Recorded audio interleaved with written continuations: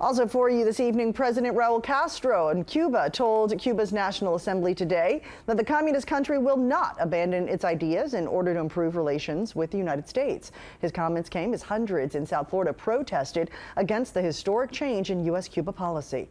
CBS 4's Marianne Martinez is live at Jose Marti Park in Miami with more on this. Marianne?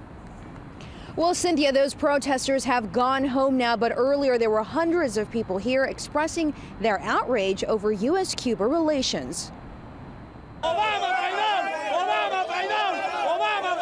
Obama is a traitor, shouted these older Cuban Americans as they minced no words at a protest near Little Havana today. President Barack Obama's announcement that the United States and Cuba would begin moving towards diplomatic relations for the first time in 53 years, still making some people's blood boil. I'm really disgusted by this administration's tendency to blame America first. You see him apologizing to the Castros.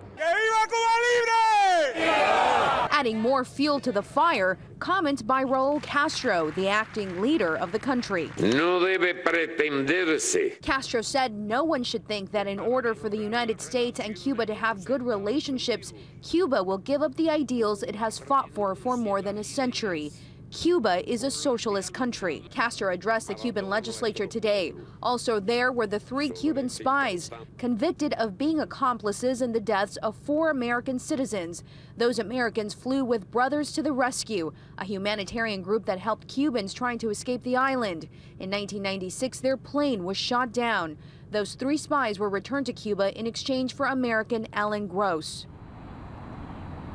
Now, in his remarks, Castro acknowledged that he knows President Obama has gotten a lot of heat for opening up relations to Cuba. He also called out Cuban-American legislators here in Miami for, quote, standing in the way of building better relationships.